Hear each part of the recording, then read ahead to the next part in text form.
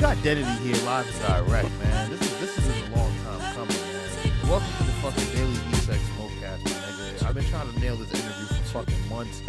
You're just the elusive man for anyone who's played Mass Effect 2. That's a good superhero name. Yes, it definitely is, the elusive man. So I'm glad that you found it to be well fitting. But you might see him in Avengers tomorrow. My nigga, that's a whole nother story for a whole nother day. But, you know, let's talk to the people and get them introduced to you, man. First off, welcome to the platform. I appreciate you taking the time out being here, my brother. So, first and foremost, I'm your host, Sir Piffery Goodness. You can find me at PiffBeats. This is the DailyHeatChecc Smokecast. You can find me at PiffBeats on Twitter and at Instagram. And I have a special guest for you today, Denity. Talk to the people, my good brother. Tell them where they can find you. Yo, what's good, bro? It's Denity, Denity. You can find me on Instagram, Denity. You can find me Denity anywhere. Xbox, PlayStation, Facebook, YouTube, especially. Envision my Denity on YouTube. Check all my 500 plus music videos out. And I see that. I like the way you just started this. So that's definitely the direction we're going. Let me turn my mic up. So we got Denity, the director, right now in the building, man. So, Denity, talk to us about the direction as far as with you coming to the video landscape. How did this all come together, man? Was this the first thing? Like, you know, like how did Denity become Denity? Take us through this journey. Denity was an artist, and then whoa! Don't just throw it in there. So Denity was an artist, which was like R&B. He was making love songs. Denity was rapping. Denity was putting these bars on these beats. Okay. So as far as with the bars, so you was like battle rapping, or you was making songs? Could we hear a mixtape? I was dabbling, man. I got a tape in a vault somewhere. I probably can compile a tape from all the material I got on, and as a collective, and some of the stuff you got on your hard drive. And Quest hard drive, probably can compile that into a nice little tape. But now, other than that, yeah, man, I was just rapping. I was just doing verses. I ain't really had no complete project, but you know, I bought a camera. You was there. You know why we bought a camera? Well, you see, that's the thing, man. The people don't know why. So if you hear how I'm talking to you, I'm talking to you like I never met you. So. Why did you buy the camera? You get what I'm saying? Like, people want to know. Like, so for your fans, I bought a camera because me and PifferyGoodz, the host, you know, we was collabing on a lot of projects. We was looking to outsource, to do different things. So I'm like, yo, man, I'm gonna just buy a camera. We was looking at different directors' videos. We was looking at cats' pictures. I was doing graphics at the time, so I'm like, yo, man, I'm tired of cats sending me these pixelated MySpace pictures to get their album covers done. I'm like, yo, I'm gonna just buy a camera. So I went out, bought a Canon T2i. Okay. You know what I'm saying? Started doing some vlog stuff just to mess around. Just started coming up to the studio, Piff Labs. You know what I'm saying? Just recording all these legendary artists he had up in the spot. All that footage is in a vault too. All that footage is in a vault. Might maybe come out one day. Shout out to Denity. Yeah, we got some footage in the vault, but yeah, man. Then you know, started working with Jimi Hendrix. Then was like, yo, man, So wait, how did all this come together? Because you make this shit seem like, you know, I bought a camera, and next week I met Nimi, and then it was a rap. I'm Denity. So you know, you say it so casually. You know, let the people know, man, or let us know as much as you're willing to give. How about that? Yo, you can hear me? Yeah, I can hear you. So bring it back full circle, man. So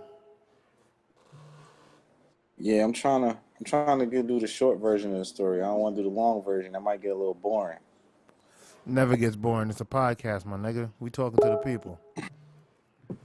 Word. Yeah, man. So this nigga Piff introduced me to Jimi Hendrix. I had him at the crib one night. Was like, yo, nigga was like, yo, man, come upstairs, man. I got the legendary Jimi Hendrix come up here, man. So we watched his videos already. Well, he introduced me to his videos. I'm like, oh, nigga, nice. Come upstairs. Bought a camera. He invited me to one of his shoots. Start hiking on my camera and shit. And then after that, it was just like, he was like, yo, he started inviting me to all his shoots and shit. So I'm sitting here learning. I'm working a full-time job at the time, 70-hour days, weeks, like 70-hour weeks, I like was there still with like you, my making time to nigga. go to. So I was making time to go to them joints, yo. I wasn't even home. I'll leave work, go straight to a shoot. Just and he's like, yo, man, I can show you how to use that camera to shoot videos. And then I shot a video, and then after that, people seen it and it was just like, it was like, yo, how much you charge? And then the rest is just history. Well, you know, me being a host, I gotta break shit down because from what you just told is very interesting.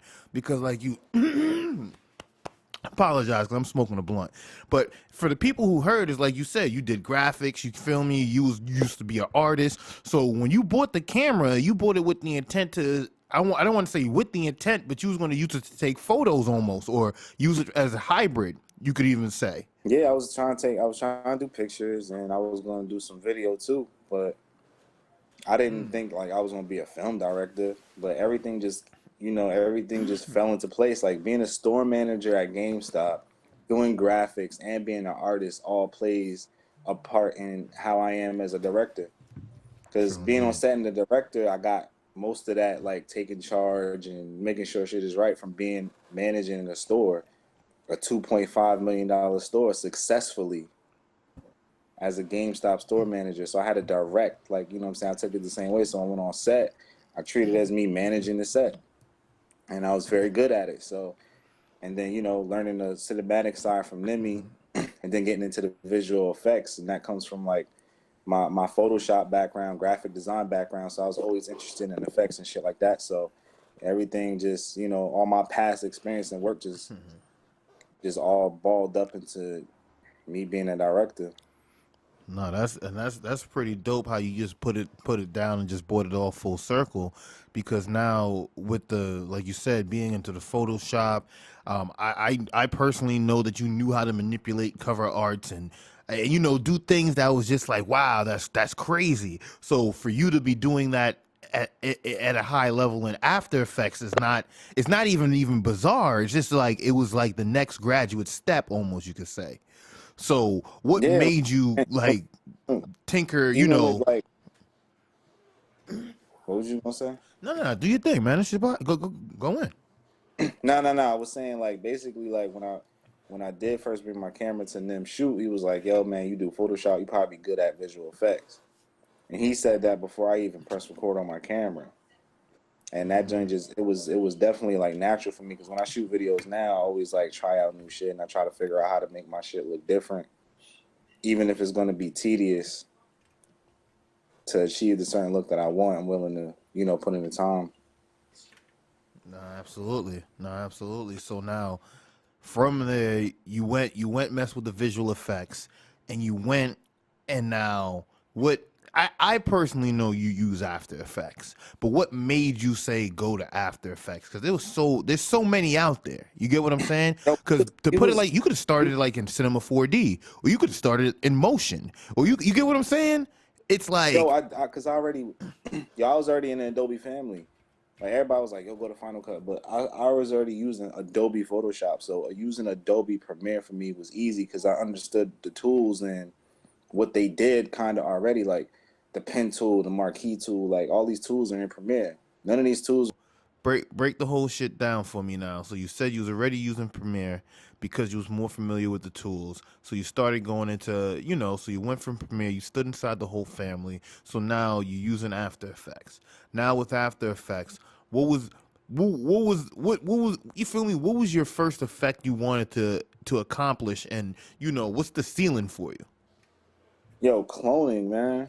Like I remember I was coming upstairs like, yo, I was using you as an experiment. I'm like, yo, stand right there, yo, throw this hat, do this, do that, and you was just always with it. So I kind of It's kind of using you as a test subject. And at the time, I'll run upstairs, edit it, come downstairs. You be like, yo, that joint was crazy. Yo, we just be like, yo, that joint's crazy. And then to now, it's like once we started like doing that type of shit. After that, it was no ceiling. Especially after watching all the music videos that's out and finding out that them people use After Effects too. Mm-hmm. And when it comes to that type of stuff, like I'm ambitious. Like I could sit down, I could look at something, and I could break it down after watching it a couple times exactly how they did it without even watching the tutorial. Just by like understanding and learning the tools of the program. That's just very interesting, just even knowing. So now with the After Effects, and now with the camera in your hand, I'm guessing this both came hand in hand. Like, all right, I got the camera. Now I'm mastering After Effects hand in hand. Now, when you're going out as a director, you know, I only say this because as a producer, I know Ninth Wonder was one of my favorite producers, so I always used to study his style. Now, as a director, was there any directors, say, as like in film, you was like, all right, I like that Tarantino look, or I want to be like, if that makes any sense or whatnot, Nah, because in the wasn't no beginning, one, and then, it wasn't no one director that was like, yo, I just liked certain videos. Like some directors didn't have a consistent. I'm gonna say majority of directors don't have a consistent.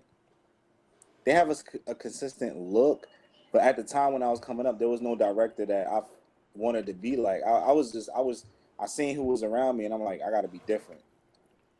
Like, you know what I'm saying? Like, how can I be? Nobody's doing these type of effects, so I'm gonna learn how to do these type of effects.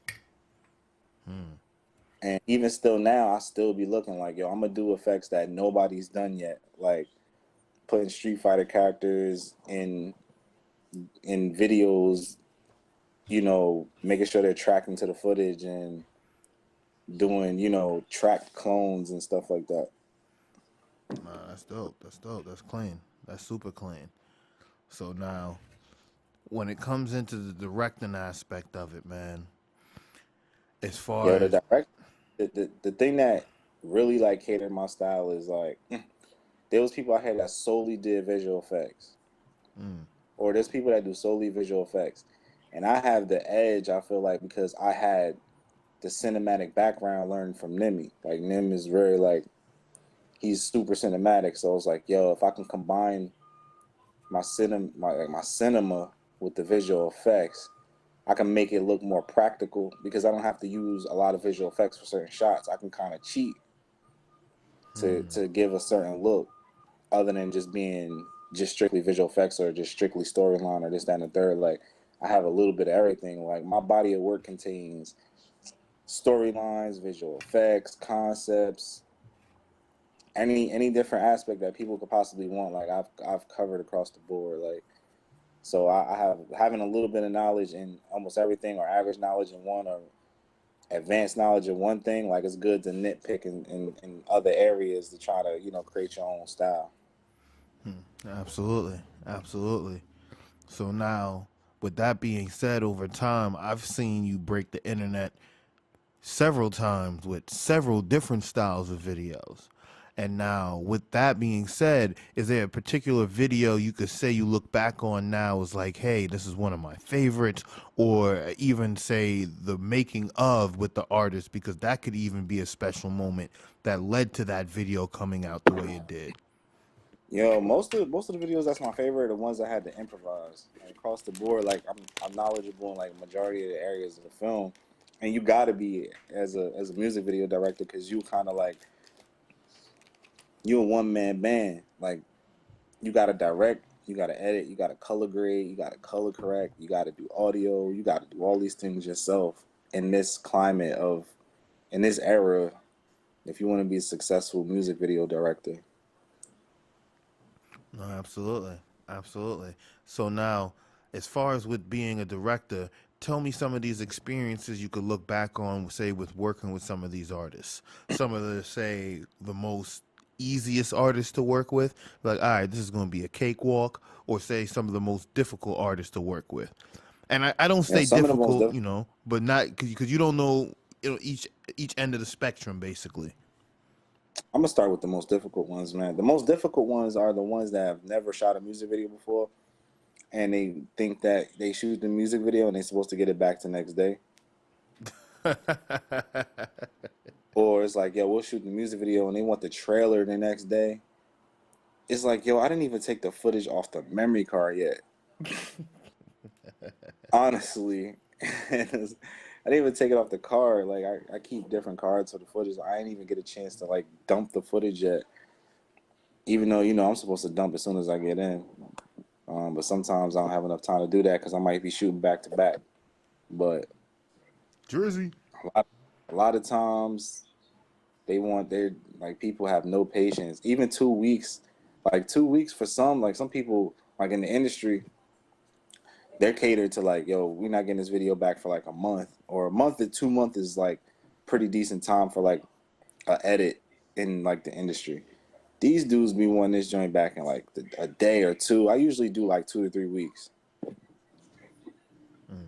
Unless it's like something super tedious, like scribble effect, or depending on the visual effect. Visual effect videos take a lot longer because it's a lot more tedious, and a lot more has to go into it.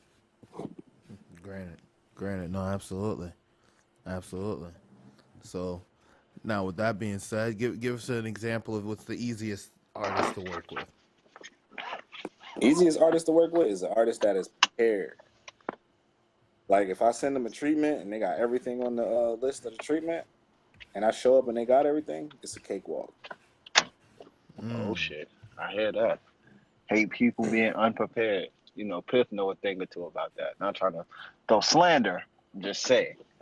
Don't mind that, man. But now, with that being said, now, as far as with the artists you've worked with, you've ranged from a wide. I'm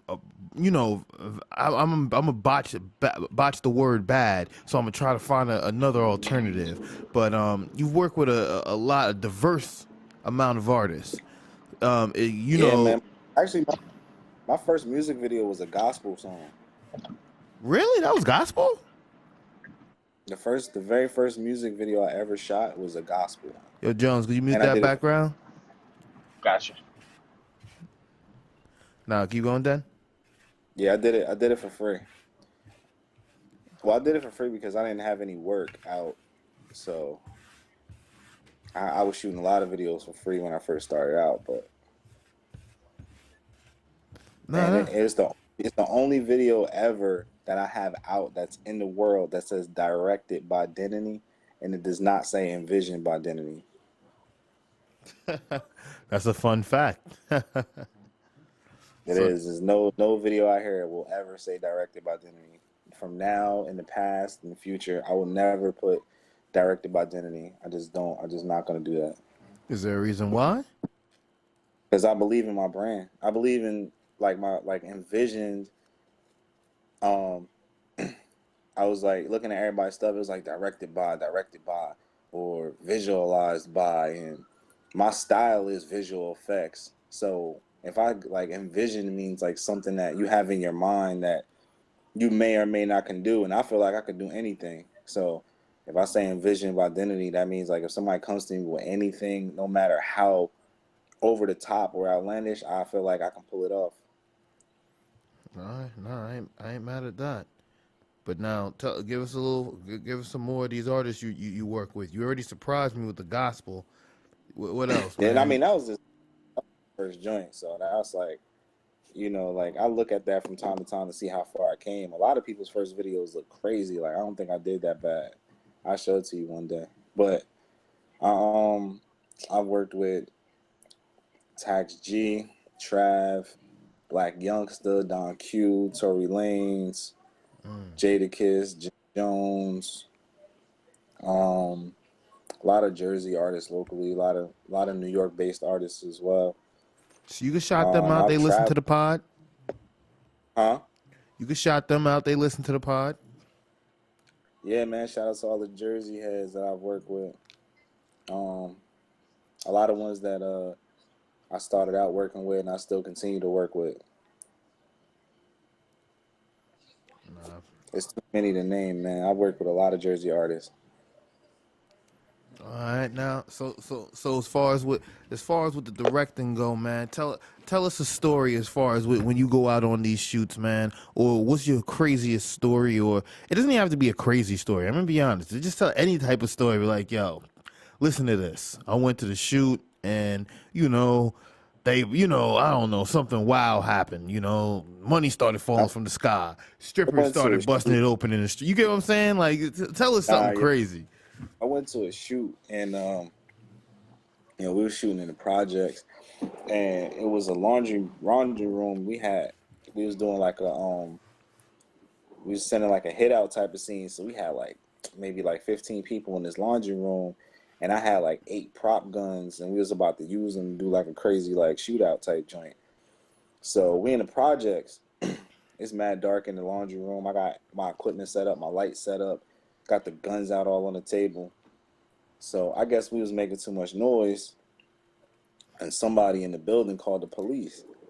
So as soon as the niggas heard the walkie-talkies and shit, everybody broke out the laundry room. I'm talking like I was the last man standing in the laundry room.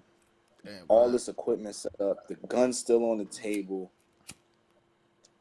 and the cops banging on the door. The only good thing about it is like the door lock automatically. So when the cops came banging on the door, boom, boom, boom, boom. So banging on the door, boom, boom, boom. Cops like, open up, we know you in there. Like, I'm talking like when they first came, niggas jumped out of windows, ran out the door they was trying to get Oh into. shit! Wait, niggas was jumping out of windows. It was on the first floor. Still, So that's like one story. Nah, it was like literally ground level. Oh, okay. My bad. So it was like niggas hopped out the window, ran out the door, and they let the door slam, and it lock automatically. It's like one of them, you got to get buzzed into the laundry room. Cops trying to get in. I'm standing there holding my breath, like, because if they come in here and they see me with all these straps on the table, bro, they gonna light me up like a Christmas tree. Oh man. So I'm holding my breath and I'm standing there by the door. They keep banging. So I guess at some point they left to go pursue the other dudes that dipped out. So I'm looking down under the door so I can see like their feet to see if they still standing there, whatever.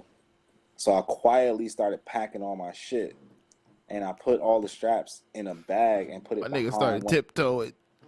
And I was tiptoeing in my Jordans. So I put all the straps in a bag and I put them behind one of them big ass washing machines. I just dropped that shit back there like boom. And so like everything was packed up, had my shit packed up. So I'm at the door just listening to see if they still there. So I just walked out on some inside man shit after he got low out the bank. The cops were still outside, but they was just looking. I was acting like I was a resident getting off the elevator. I just walked out, put my shit in the car, and I just pulled the fuck off. Like, it was niggas that was like standing there talking to the cops, this, that, and the third. I just was casually just walking through, like none of that shit just even happened. And then still had to go finish the video at another location. I'm done.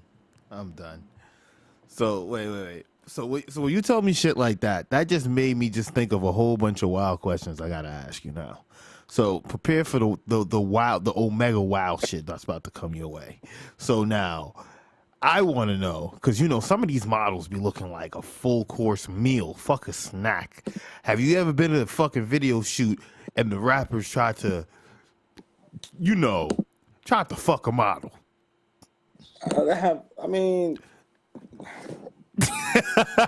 So wait, buddy. Come on, you on the Smokecast, my nigga. You on the Smokecast. Whatever the artists do with the model after I leave is none of my business. It's none of my business. Oh, so wait. So models be getting trashed by the rappers? Nah, I'm just no. saying, I'm not saying. I'm not saying it like that. I don't want to get it misconstrued. I'm saying it that if a rapper takes a couple shot of Henny and he got some strippers in there busting it wide, and he got that hotel rented because they paying for all that shit. Have they ever pursued man, I mean, if the artists have girls there, or they have girls for the video already, and already have a relationship with them or some shit like that, then they do whatever they want. But I come shoot the video and be out. But if I book a model or I bring a model there, it's strictly professional. All right, yeah, no, absolutely. Because what I'm trying to get at is, do these niggas game be as strong as they be saying on the gram and in their videos? Because I'm like, if these niggas really got game like that, you feel me? They should be smashing they strippers that they be bringing. They shouldn't You know even be what's the paying for fun? the strippers. I'm gonna tell you about that too. These dudes, they be like, yo, man, I be getting mad bitches. I be doing this. I be smashing niggas, girls, and all that. And then it's like, all right, bet we need a model for the video. They can't. They show up. They can't get a single girl for the video. He I'm be like, done. yo, bro, you fucking all this crazy. He was like, yo, man, I just had a threesome. I just was bagging all these bitches. You know what I'm saying? Like, I just paid this chick phone bill. I just did this. I be getting all the hoes. Blase, blase, blah. And it's like, all right, bet. This is the song you sending me. It's a chick song. I bet we need a female for the video. They're like, I bet I got Mad Jones. I'm like, okay, bet you got Mad Jones. All right, so how many girls you think you can get for the video, man? I can get like 6, man. I can get like 7, and then show up to the shoot and it's crickets. Nigga bought They start making all these a jar of Jiminy Cricket. excuses. Like they be like, this girl, you know, she BS me like this. This other girl BS me like this. This one girl said she was gonna come with 2 of her friends. They don't want to come no more, and all this be happening day of the shoot, and they just be like, I be like, and I be telling them from the rip, like, you know, have a budget, and you know, I could bring some models to the shoot. They be like, nah, man, my homegirl's gonna come through, and you know, when we show up, I show up with the camera. I be like, yo, it's a girl song. You talking about twerking? You're not gonna be here. You're not gonna, you know, you gotta have some girls in here twerking or whatever. Oh man. And it just like, yo, we gotta go to the strip club, try to sneak some footage, and I'd be like, nah. He said, There's no way I'm going. Well, you said sneak some footage. Nah, they be saying that. They be like, yo, man, we could just go to the strip club right quick. They could spin my record, and you know, we could just grab some footage. And I'm like, yo, it's not that easy. Because first of all, some of the DJs, they changed the pace of they changed the tempo of the record. So they'll spin. I've been in situations where I've gone to a club, did a club scene back when I first started out, and the DJ, you know, he's scratching the record. So I go to sync the footage, and now the footage is off from the actual record, because the DJ changed the tempo and did all this scratching while the record was playing. So had gotten situations where we had to reshoot the video and bunch of crazy mess. But I usually be like, look, lock the club down, and we bring all it, because I like to have control over the situation. So if we're gonna shoot in the club, let's book the club when they're not open, and then we fill it with our own people, so we have control over what's going on and how the record is played and how the women look, what I need them to do, and blase, the lighting, and you want to have control of all of that. They want to go when it's popping, 11 o'clock at night to 2 in the morning, stand on a table or stand on the stripper area, and when they song play, they don't even know when they song about to play. They'll be sitting down, oh shit, that's my record, and then try to hop up on the table real quick. I gotta, you know, rustle around to get my camera out real quick to try to grab this footage. I gotta wrestle this bear out my head. Oh shit. Exactly. It's like, yo, we'll just be sitting there and I gotta wait. You know, the DJ, everybody's there to have a good time. So when you're doing it live, the other people there don't want to hear your independent record. They want to hear that new Cardi B or Migos joint. They're gonna spin it like the ether. They're not gonna spin it. Not saying that the record is necessarily bad, but you know, repetition is the best teacher. So you know, you want to keep getting your record spun. But people want to listen to music that they're familiar with when they're out having a good time. So it's like, yo, in the spot, and then the DJ may not DJ. They don't have a relationship with the DJ, so they may only spin the joint like one time. You got or twice. Like, yo, I got one chance to get this. That's why I was like, yo, it needs to be. You got to have a budget or you got to have a relationship. Nah, it's good that you got to have a budget outside of the budget you book your director for. No, absolutely. No, absolutely. I tell artists all the time, build relationships. It save you money. You build a solid relationship, you don't have to pay for as much stuff as you would if you didn't. Like, some people might be like, yo, I fuck with your music, man. You can come use my mansion, or yo, you can come use my Audi i8. you know, or I mean, not Audi R8 or BMW I, whatever you want for the video. And then other people don't want to build relationships. They got to go out and rent, put $10,000 down deposit and all this other crazy mess just to Oh get. wow! Wait, niggas be doing all that for a music video? No, I'm not saying. I'm just saying like that's an example. Like if you want to rent a car, Okay. sometimes like, you got to put $2,000 deposit down to cover the insurance in case anything happens to the car. And then you got to pay the daily rate on top of the deposit for whatever car you want to rent. God damn, that's crazy. I'm just saying, like people be going to the clubs, and I be telling artists like they go to the clubs and they popping bottles and they dance and they do that every night, but they not in there building relationships with people who, you know, can do something for their music career. They're not going to the DJ, like some of them may or may not be going to the DJ like, yo, spin my record or whatever, like, or they see somebody in the club like, oh, that's such and such, yo, let me, you know, talk to you. Look, this is what I'm doing this, my album's coming out. They're like, oh, word, yeah, man, you know, I do music too. Or, oh, well, I own a exotic car company, yo, I rent cars, so, you know, in exchange for you promoting my business, you know, you can utilize one of your cars for your video. Like, it's all about networking.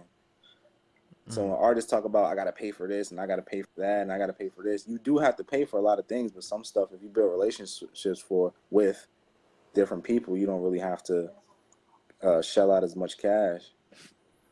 No, that's definitely a fact. That's definitely a fact. You feel me? And that it's basically like a barter system in a way. You feel me? Yeah, it is. Like, that's, you know, like that's America was built on a bunch of wild shit, but barter was definitely in one of them. Yeah, you was about to say some other shit, but yeah, you right. Yeah, I was. But with that wild shit, I'm gonna ask you a few more wild joints, and you know, and I'm gonna let my guest continue his evening. But as far as that, what videos have you shot where the props were all real? And I mean, you know, down to Yeah, I haven't everything. shot video with a since it's been a long time.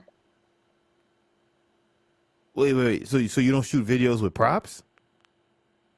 No, I shoot videos with props, but not real guns. Oh, okay. You said where the props was real. Yeah. Now I haven't done that in a long time. Oh, I got you, because you was going in and out. You know that international service you're stealing, but so in the beginning you were doing real props. No, I mean here and there, like, you know what I'm saying? I didn't know no better. So if we ain't had no prop gun, they'd be like, oh, I'm gonna just go get my real one. And I'd just be like, okay.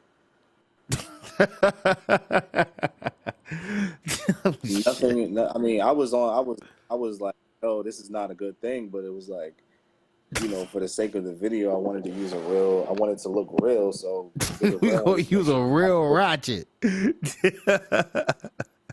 Yeah, I learned my lesson. Shit, I ain't mad, bro. I ain't mad at you there. Yeah, tell them niggas keep them shits at fucking home, locked up in the safe and away from the kids. You ain't lying. You feel me? But shit.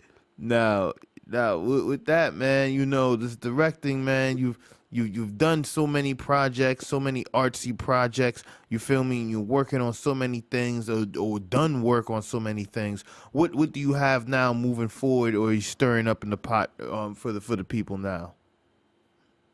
Yo, films, man. Films. I've been shooting this long to prepare for this part of my career and to start doing films. Even the visual effect aspect, just to make certain, like, you know, guns and blood and teleportation and all that possible in different films. I utilize music videos as my experimental. None of them came out bad. Everything actually came out good because I always did like tests before I actually went out and film and did it. But just to be able to do it in the film is like, I'm into sci-fi and all that shit. Oh, so you're on that Twilight Zone shit. Nah, man. Back to the Future, that's one of my favorite movies. That's not really sci-fi. That's like action adventure. Sci-fi, man. It has time travel. How is that not sci-fi? How did you, how I is did time travel action? I mean, sci-fi or action adventure. that shit is definitely action adventure, but you know, How is time travel not sci-fi? hold on. I'm gonna go Google this shit right now. Give me 1 second, my nigga. We're gonna settle this right now. We're gonna settle this one right now, cause you know, Back to the Future. We're gonna see right now. What does Wikipedia say? All right, this more about this movie. Screenplay, it doesn't tell me anything. It It's was a directed. fantasy science fiction film. There we go. Exactly. Definitely not sci-fi. Sci-fi stands for science fiction. All right, so what's next for Denity? Sci-fi. What? What's next for Denity? So you're working on what again?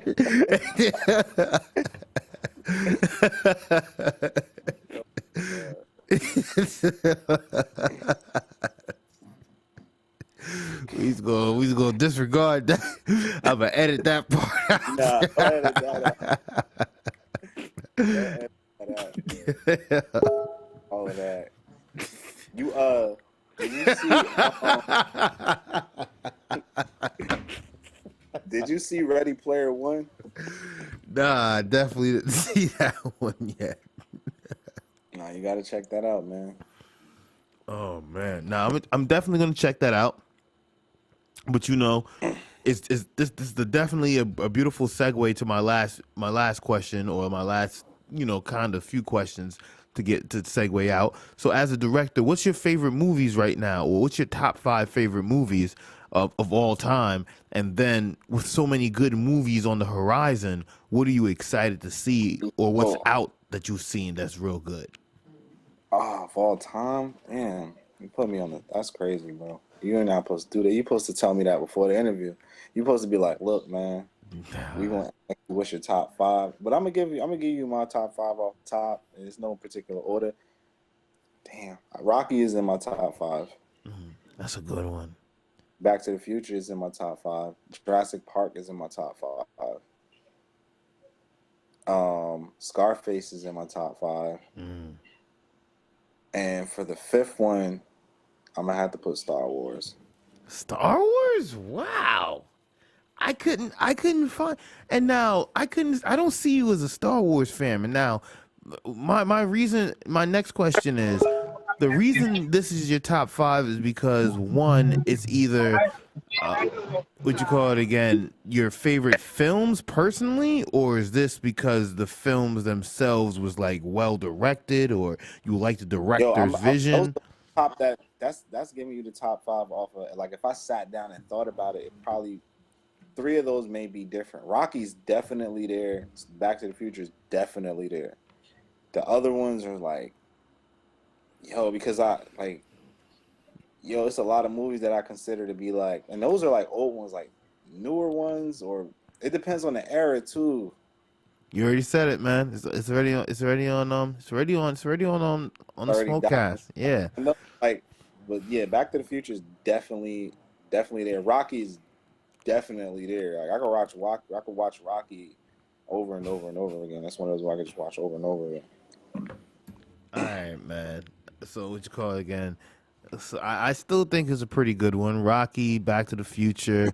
You got Scarface. You got, what did you say? Gremlins. Jurassic Park. All right, Jurassic Park. Nah, I like 80s and 90s movies, man. I honestly, I like Gremlins. So no, Gremlins is lit, man. Gremlins is lit, but I don't think it's in my top 5. Yeah, that'd be in my top 5 trippy shit, man. If I was to put out a top 5, I'm gonna keep it all the way 100. These were like, I'm only saying these my top 5 because these were like the most influential films for me, man. I'm not gonna even get them all, bruh. But you know, Heat, golly, that shit was a motherfucking banger. That recently, man, and I think that's not fair to do a top 5. You have to do like a top 10 because there's so many movies. I don't think any of those ones I gave you in the top 5 are in the 2000s. I think they're all 90s and 80s. All 5 of the ones I named. Oh, there's nothing wrong with that. All my favorite movies are from the 90s. Honestly, I'll say Heat. I'll put The Town in there with Ben Affleck only because I was just so impressed. I went to the theater to watch that twice. I'm like, yo, I bought the Blu-ray, and then I went and bought the extended version with deleted scene. I thought that movie was ill. Like, I honestly feel like that was one of a sleeper, but the thing is with me, if you like, so that's 2. Then I like Goodfellas. Remember we had The Town on Blu-ray? Yeah. Bro, The Town was fucking amazing, man. That was Ben Affleck? Like, the thing is with me why I like that film so much, and I'm saying this from just a viewing point of view, because I grew up on a lot of 90s gangster East Coast films, and I'm only saying that because that's what I like. But now when I saw this, I was like, yo, I never saw Ben Affleck as that type of guy, or him doing that role ever. So it's pretty much, I walked in expecting like a 0, and then I was like, yo, and it hit me with like a 15, and I'm like, yo, this shit is off the hook. I was like, this nigga Ben Affleck can act and direct. I'm like, this nigga's crazy. As long as he's not playing Daredevil again. Oh, but wait. But hold on. I jump in there to say this, though. When people see that or remember him for that and then see the trailer for The Town, it's like, I don't know, man. Is he for real? And that's why I was like, yo, he really won that one over. Anyone who hasn't seen that, man, The Town, that's a motherfucker, yo. That's a motherfucker. That was his gem right there. That was his Dark Knight. I ain't even gonna hold you. No pun intended. You feel me? No pun intended. Plays a terrible Batman. Horrible Batman. Wait, though, his Batman roles will always be forgotten. That's one thing I'll definitely say now.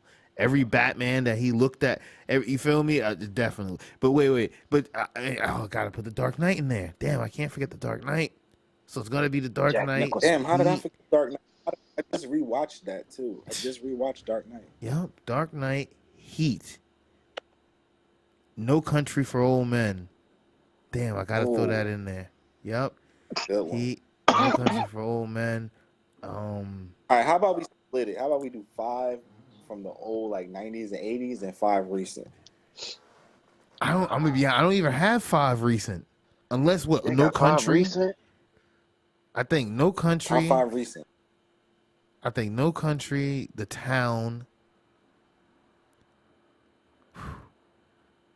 They don't make gangster flicks like they used to, man. The one with Bugsy not Bugsy Siegler, Whitey Bulger, Whitey fuck y'all niggas. Y'all some niggas with an ER, bruh. But the one with Whitey Bulger, I think that shit is dope. I think that shit is dope. Wait, where'd Denity go? Oh shit, I think he dropped out. Are you serious, bro? This international service he's stealing, bro. Listen, he learned from you. You were stealing service. What happened? It got shut down.